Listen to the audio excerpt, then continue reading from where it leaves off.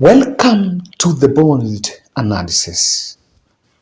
Martha Wangari Karua is asking the President, William Ruto, who was a deputy president in 2013, that you should stop the hypocrisy and apologize to Miguna Miguna on behalf of Jubilee government.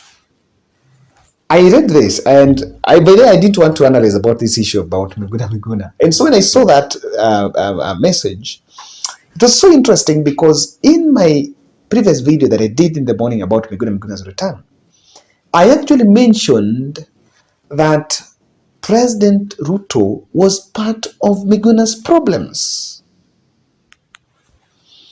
And I find it a bit, it's hypocritical for Ruto, the president, to insinuate that he seems to be the messiah in the plight of Miguna Miguna.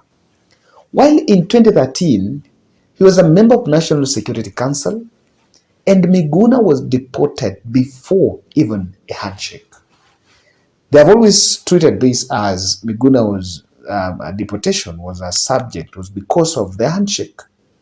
But I really define. So when I saw Martha Karua speaking about this, there will be an interesting twist into this.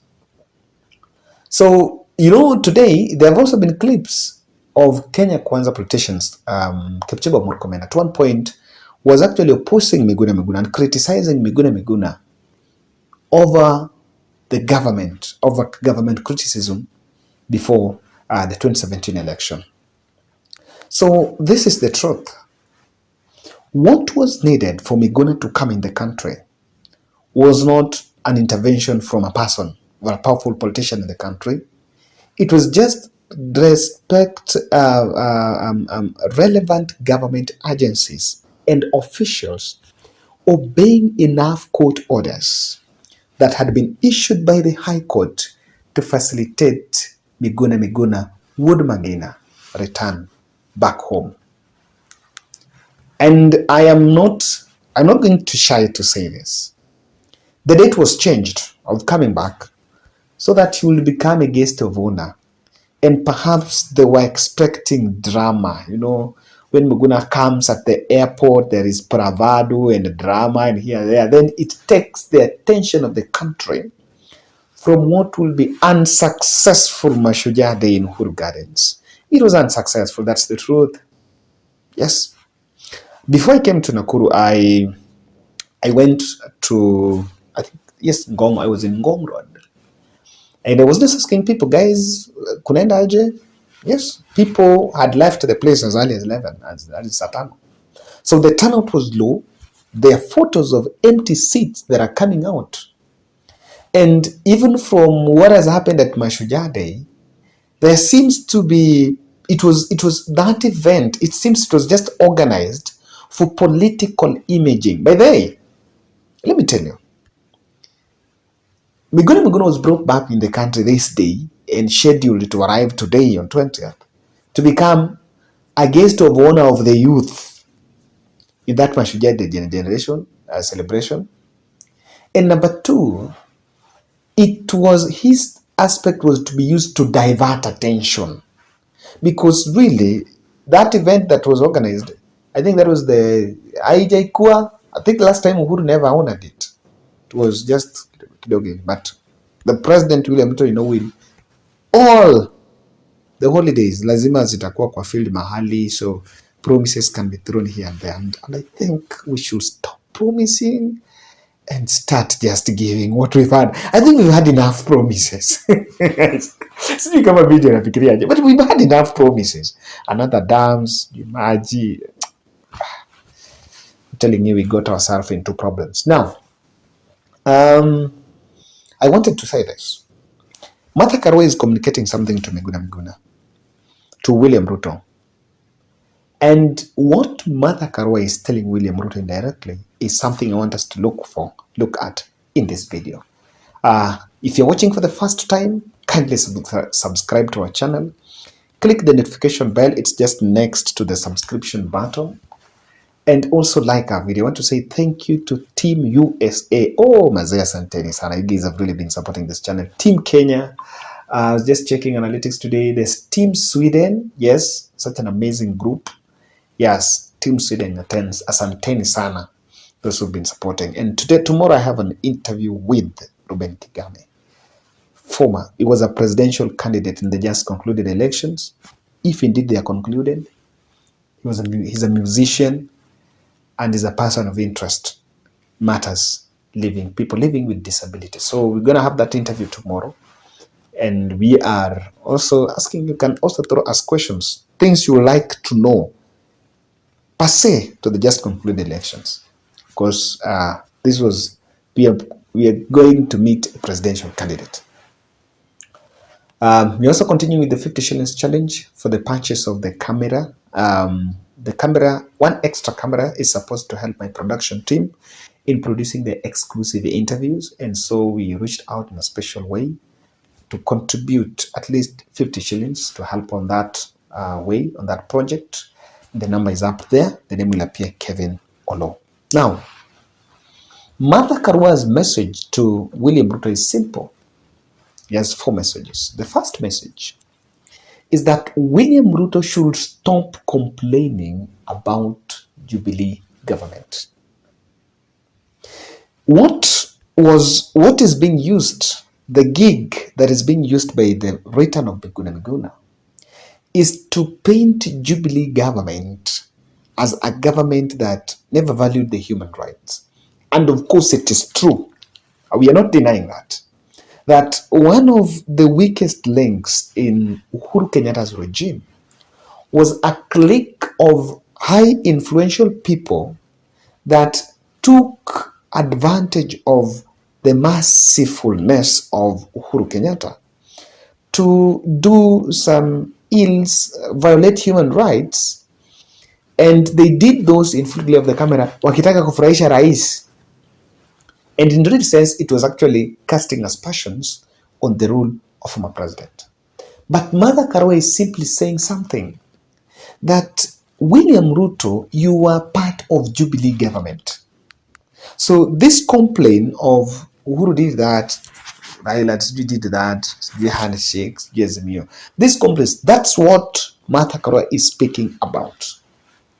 That the issue of Miguna Miguna is not about truth.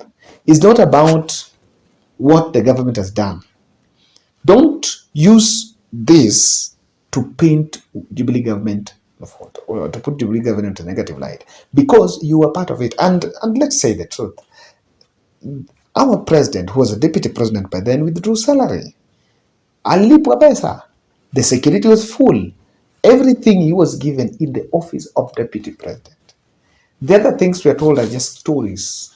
Oh, cabinet, they're stories. But what we know in public is that he received the money. So that's the message. And I want to hold there and say why the president needs to leave Jubilee government alone. Because the Kenya Kwanza team, they seems to be stuck by making this retrogressive statement that things are bad because of Jubilee. The truth of the matter here is this. They are the ones on the campaign trail.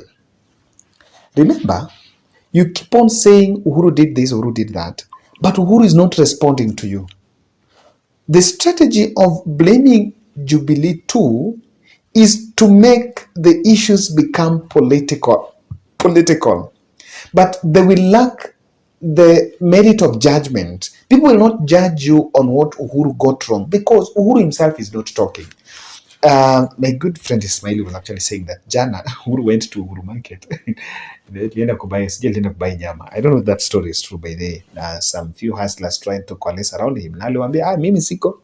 And he had just to leave. And I don't care Uhuru, hey, the former president, I think he's a man who is very conserved. And I just like it there. I wish Raila should also just emulate him. I withdraw that statement. Now, I am saying that something needs to be done The push to bring Uhuru in the fold is to create a political propaganda.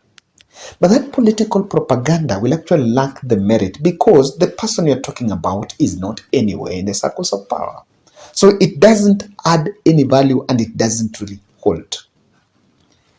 President William Ruto and the Kenya Kwanza government should refrain from dragging Jubilee 2 into this government because it's not going to be sustainable.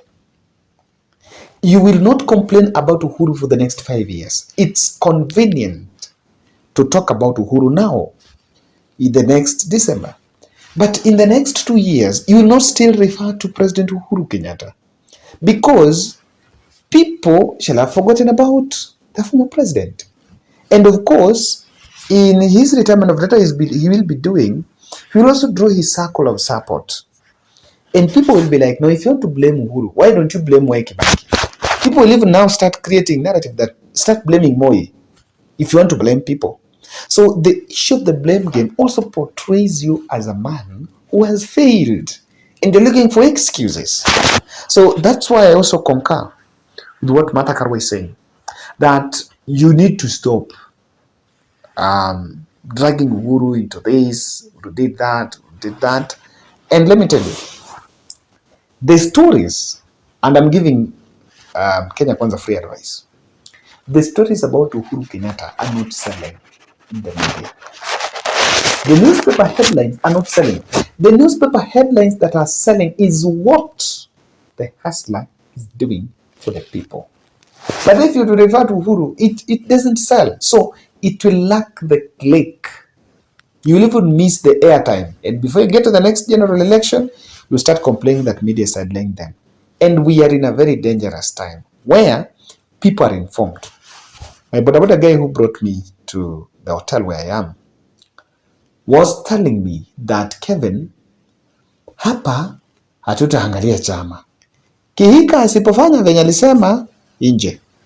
Huko juu asipotupatia venye alisema nje, tutaleta mtu mwingine. Na wao mwenyewe, and the guy was telling me, wao mwenyewe wametuambia wanataka issue based politics. Sasa sisi tunaangalia usipotupatia kinasema nje. That's the situation we are in. And ladies and gentlemen, that's my bold analysis.